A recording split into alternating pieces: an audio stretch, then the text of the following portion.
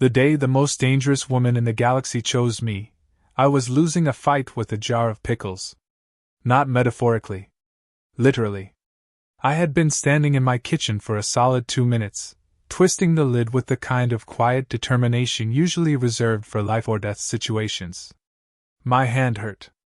My pride hurt more. The jar remained undefeated, smug in its glass invincibility. I wiped my palm on my shirt, took a breath, and tried again. Nothing. I glared at it like that would help. It didn't. This was, unfortunately, a pretty accurate summary of my existence. I wasn't weak exactly. I could carry groceries. I could move furniture if I absolutely had to. But I wasn't one of those people who opened jars effortlessly or climbed stairs 2 at a time. I preferred elevators. Elevators didn't judge you. Once, I had pulled a muscle sneezing. That was still a low point. I was debating whether the pickles were worth admitting defeat when something outside my apartment window changed. The air itself seemed to tighten, like the moment before a storm. The light dimmed, not darker, exactly, just heavier. Pressurized. I frowned and stepped closer to the window. That's when I saw her. She stood in the middle of the street below my building, perfectly still while everything else moved around her. Cars slowed. People hesitated. Not because they understood what she was, but because some deep, animal part of their brain recognized something at the top of the food chain. She was tall. Taller than anyone around her. Her posture was straight, balanced, effortless. She wasn't bulky, but there was a density to her presence, like gravity favored her specifically. Her eyes moved across the buildings. Then they stopped. On me. I froze. There was no way she could see me clearly. I was on the 3rd floor. Behind glass. In terrible posture. Holding a jar of pickles like an idiot. But she tilted her head slightly, as if confirming something. Then she raised her hand. A small device rested against her palm. Smooth. Metallic. It emitted a faint, almost invisible pulse that spread outward like a ripple in water. I didn't feel anything. At least, not physically. But her eyes widened. Not in fear. In recognition. And before I could even begin to process what was happening, she moved. She didn't run. She didn't hurry. She simply walked toward my building with the calm certainty of someone who had already reached the end of their journey. My first thought was that she had the wrong building. My second thought was that I should probably not answer the door. My third thought didn't matter, because seconds later there was a knock. 3 slow, deliberate taps. I stood there for a moment, staring at the door, hoping it would somehow resolve itself without my involvement. It didn't. The knock came again. I swallowed. This was stupid. It was probably nothing. Maybe she needed directions. Maybe she was lost. Maybe. I opened the door. She stood there, somehow even taller up close. Her eyes locked onto mine instantly, sharp and focused, like she had been waiting her entire life for this exact moment. Neither of us spoke. She raised her hand again. The device hovered between us, humming softly. It pulsed once. She stared at the device. Then back at me. Her expression shifted. Not confusion. Not disappointment. Relief. And then, before I could say anything, before I could even prepare myself, she lowered herself onto one knee. I blinked. My brain stopped working. She bowed her head slightly, not submissive, but respectful. Intentional. Chosen. I have found you, she said. Her voice was calm. Certain. Final. I looked behind me, just to make sure she wasn't talking to someone else. She wasn't. She was looking directly at me. I think you might have the wrong apartment, I said weakly. She didn't react. The scan is absolute, she replied. I had no idea what that meant. Her eyes moved across me slowly. Observing. Evaluating. Not judging. Confirming. My species does not make errors. That wasn't reassuring. She rose to her feet again, standing impossibly steady. The strongest males in the galaxy are identified through genetic dominance, survival probability, and adaptive superiority, she said. I stared at her. I lived alone. I ordered food more than I cooked. I avoided stairs whenever possible. Yesterday, I had Googled whether carrying groceries in one trip was actually necessary or just social pressure. She extended her hand slightly, as if presenting me to an invisible audience. You were identified immediately. I laughed. Not because it was funny. Because it had to be a joke. I think your scanner's broken, I said. She glanced at the device again. It emitted another pulse. She watched it carefully. Then she shook her head. No, she said simply. Her gaze returned to mine. Your survival probability exceeds all recorded thresholds. I opened my mouth. Closed it. Opened it again. I lost a fight with a pickle jar 10 minutes ago. She tilted her head slightly. Studying me. Not dismissing the statement. Processing it. Her eyes narrowed, not in suspicion, but in curiosity. As if weakness didn't disprove strength, but hid it. You conceal your true capability, she said quietly. I didn't. I really didn't. I was about to explain that in great detail when something behind her shifted. A shadow moved across the hallway wall. Fast. Wrong. She turned instantly. I didn't even see what happened next clearly. There was movement. A flash. Something metallic. My heart jumped into my throat. I stepped backward instinctively. My heel caught the edge of the rug. I tripped. Hard. I flailed, grabbing blindly for anything to stop myself from hitting the ground. My hand hit something. A shape behind her. A figure I hadn't even noticed before. There was a crack. A loud, sharp impact. A body hit the floor. Silence followed. I blinked. There was someone lying unconscious on the hallway ground. I stared. Then slowly looked at her. She stared at the fallen figure. Then at me. Her expression didn't show surprise. It showed confirmation. You anticipated the threat, she said quietly. I hadn't. I had tripped over my own rug. But the way she looked at me, it wasn't fear. It was admiration. Something deep and certain had settled behind her eyes. She stepped closer.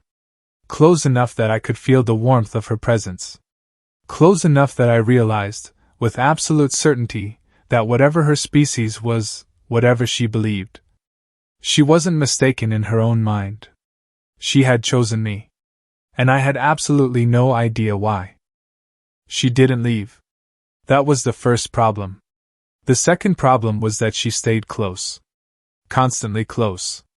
Not in an uncomfortable way exactly. She wasn't hovering over my shoulder or breathing down my neck, but she was always there. Standing nearby.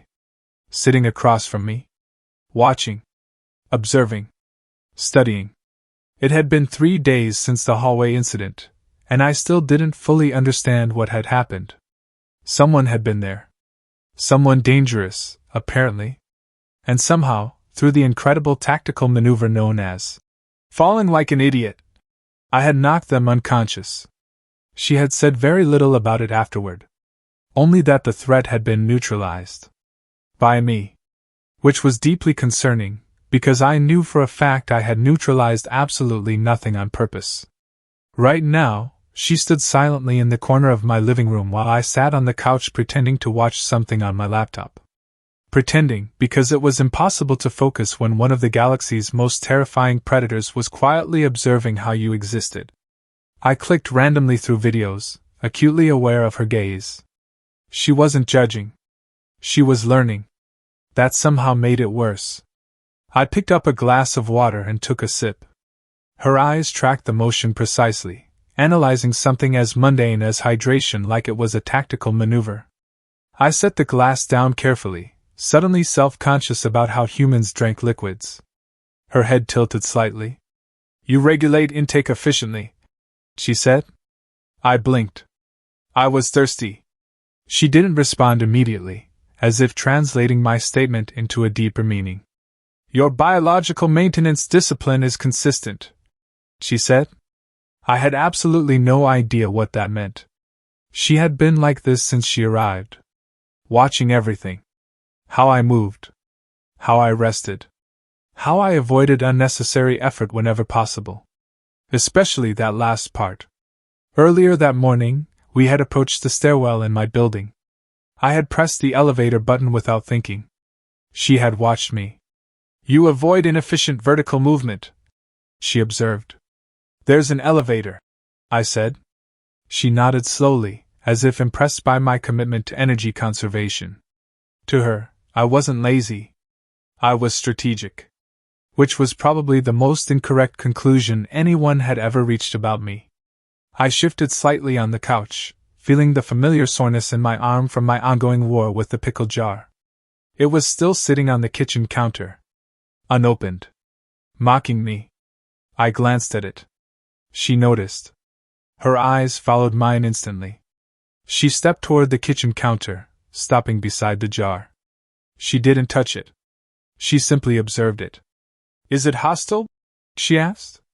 No, I said. It's pickles. She studied it for a moment longer. You have delayed engagement. I rubbed the back of my neck. It's stuck. She was silent for a moment.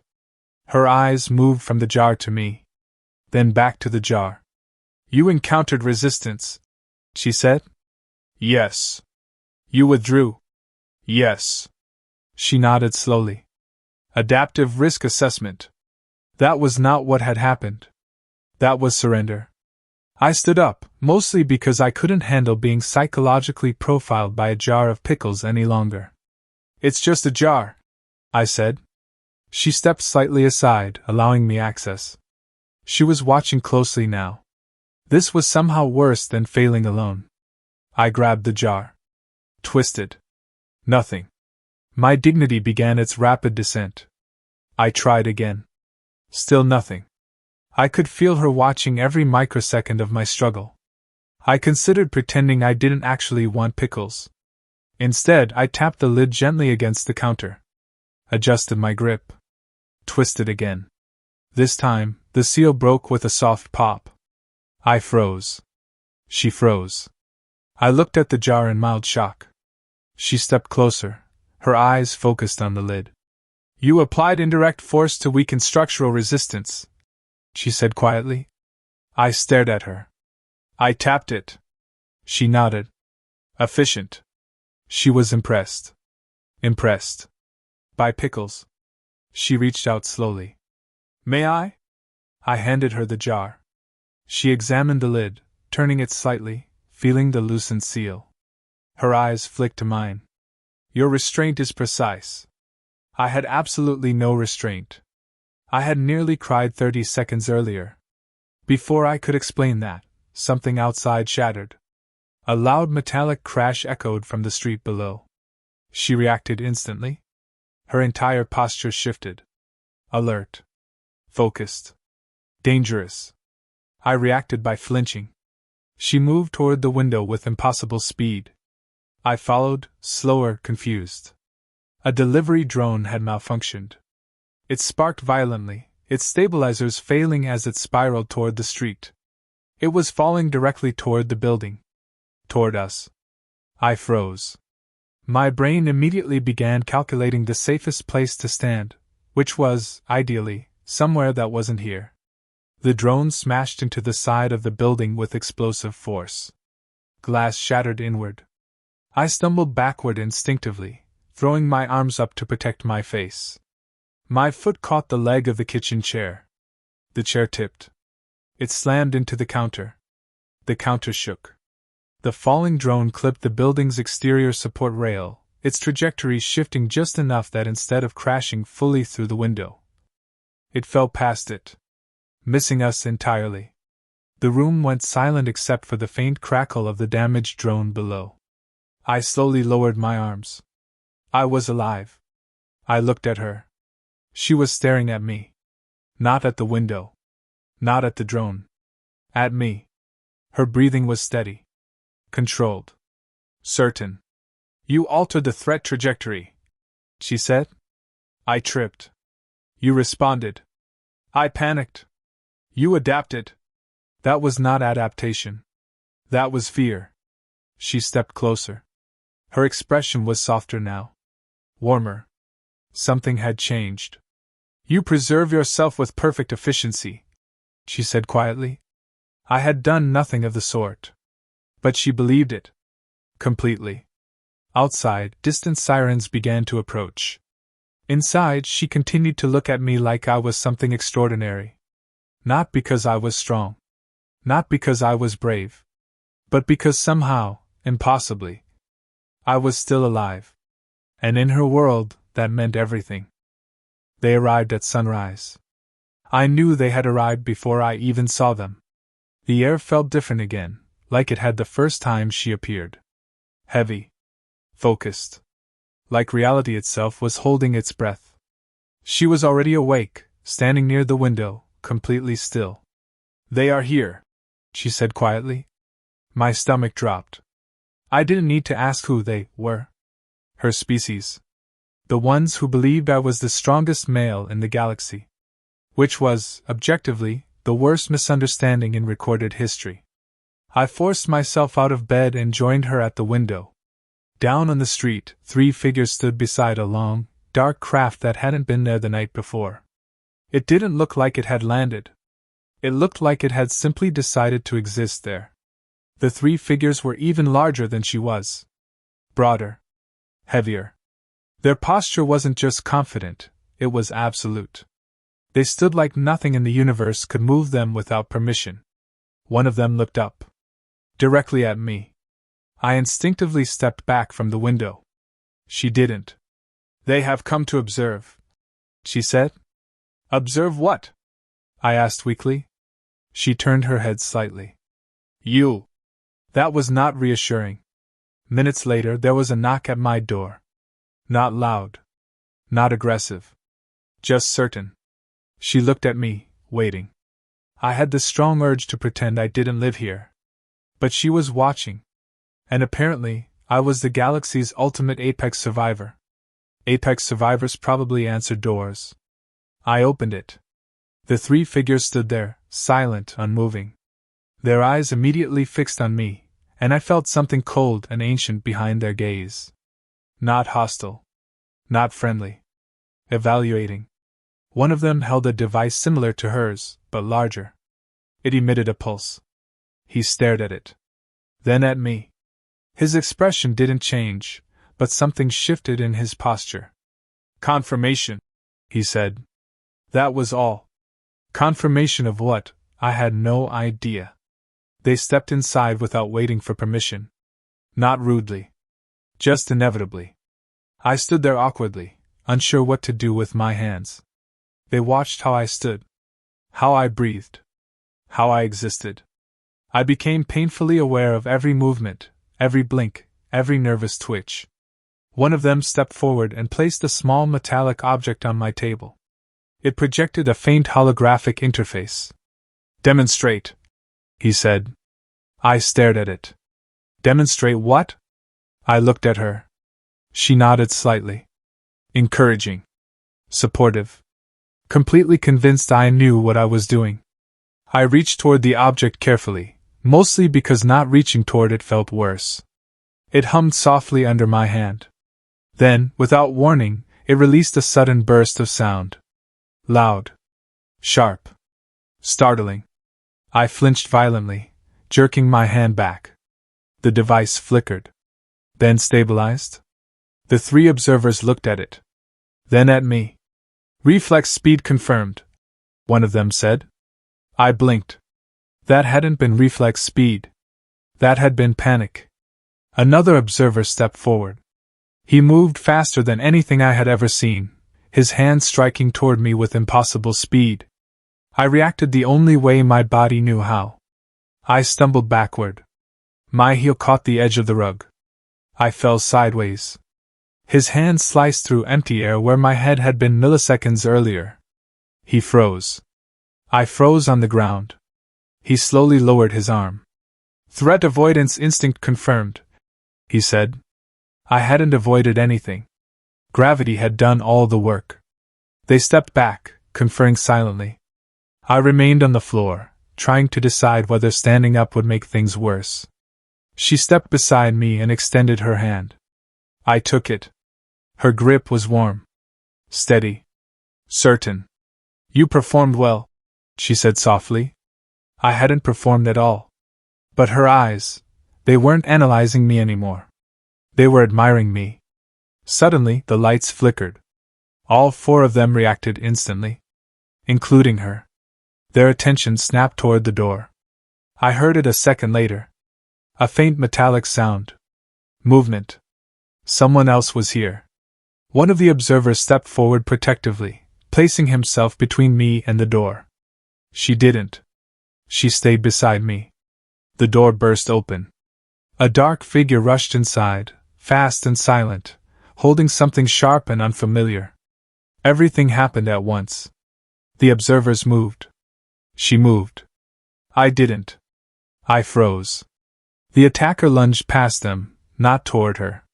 Toward me. Which was deeply unfair. I stumbled backward instinctively, my heart slamming against my ribs. My foot caught the leg of the same chair from earlier. The chair tipped forward.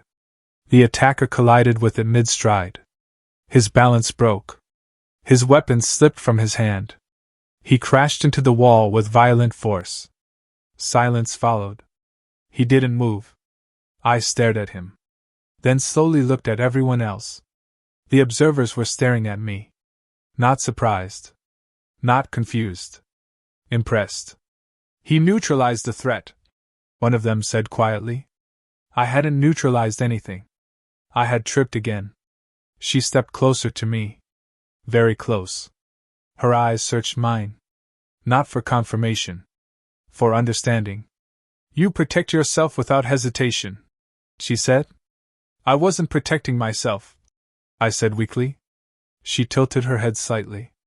You acted. I panicked. You survived. That word again. Survived. To her species, survival wasn't luck. It wasn't coincidence. It was proof. Proof of superiority. Proof of strength. The observers retrieved the unconscious attacker and left without another word. Their mission, apparently, complete. Leaving just the two of us. The apartment felt quieter now. Smaller. She remained beside me. You are unlike any male ever recorded, she said softly. I laughed nervously. That's one way to put it. She studied my face carefully. Not as a subject. As something more personal.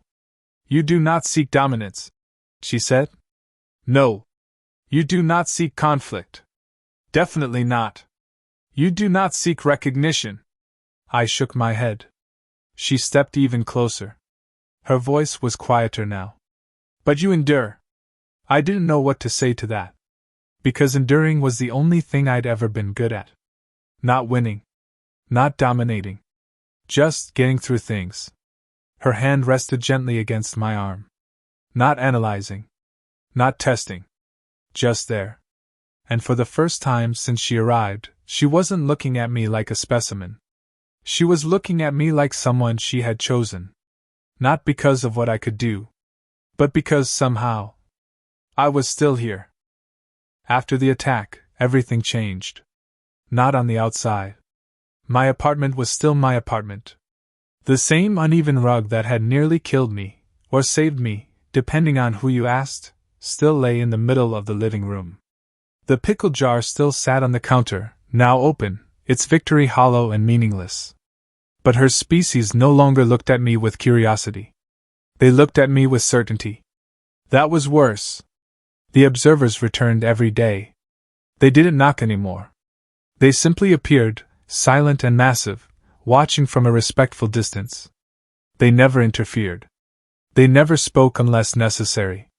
They just confirmed. Confirmed my breathing. Confirmed my reactions.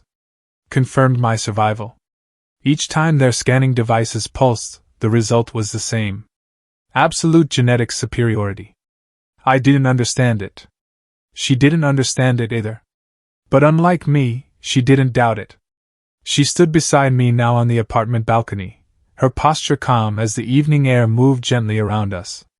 The city lights flickered below, fragile and temporary compared to whatever she was. "They have completed deeper analysis," she said quietly. That sentence alone made my stomach tighten. "And?" Her eyes moved to me. "They have identified the trait." I waited. She stepped closer, her presence steady and warm. "Survival certainty." I blinked. "That doesn't mean anything." "It means everything," she said softly. I leaned against the balcony rail, trying to process that. "I'm not strong," I said. "I don't fight. I don't win. I trip over furniture." "You remain alive," she replied. "That's luck."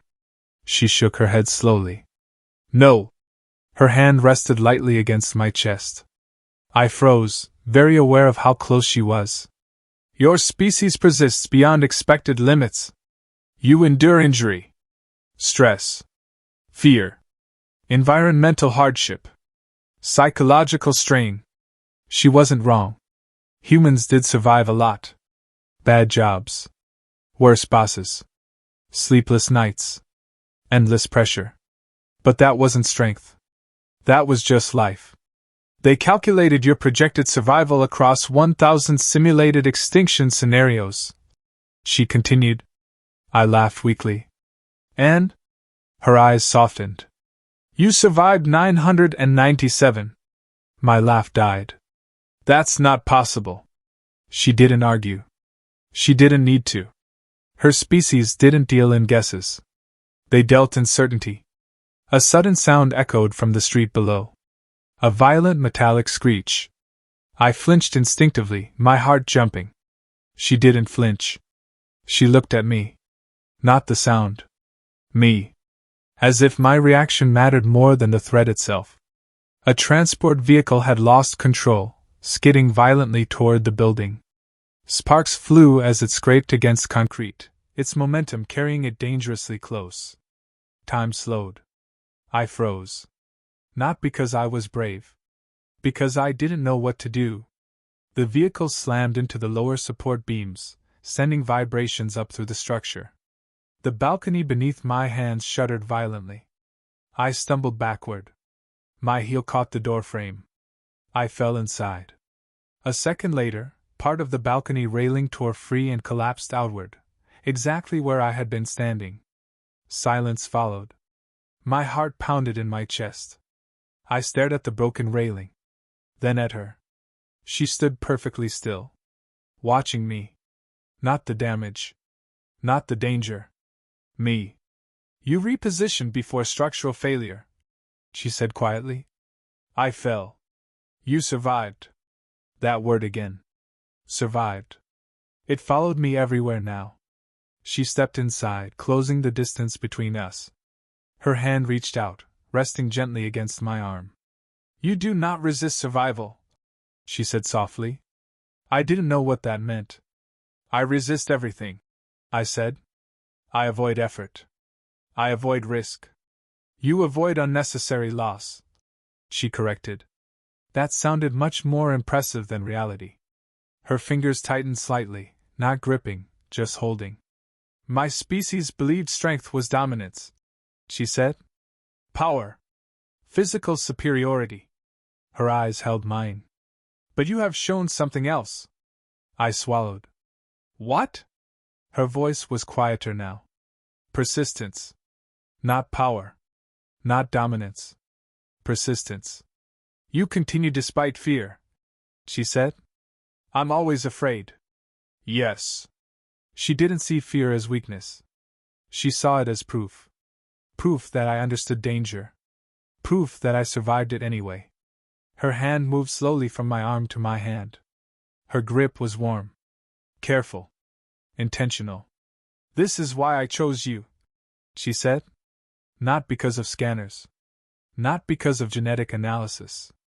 Because of me." "I didn't choose you," I said quietly. It wasn't rejection. It was truth. She deserved someone brave.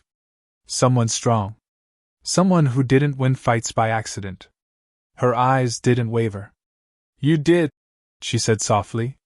I frowned. How? You remained. I didn't understand. She stepped closer. You did not flee. You did not abandon position. You did not reject bond. Bond. The words settled into my chest with unexpected weight. Her species didn't form bonds lightly. They chose strength. They chose certainty. They chose survival. And somehow, impossibly, she had chosen me. Not because I was fearless. Not because I was powerful. But because I endured. Because I was still here. Her fingers intertwined with mine, her touch steady and real. My species selects the strongest, she said. Her eyes softened. I selected you. Not her species. Her. That mattered more than anything. Outside, the observers remained distant. Watching. Confirming. Inside, she stayed close. Not studying. Not analyzing. Just staying. I still avoided stares. I still lost fights with jars. I still tripped over furniture that had never moved in its life. But she never doubted me. To her, every accident was proof. Every survival was confirmation. Every breath was victory. The galaxy believed I was the strongest male alive. I knew the truth. I was afraid. I was awkward. I was completely unprepared for any of this. But every time I stumbled, every time I panicked, every time I fell, I survived. And every time I survived, she was there, watching me like I was unstoppable, like I was inevitable, like I was hers.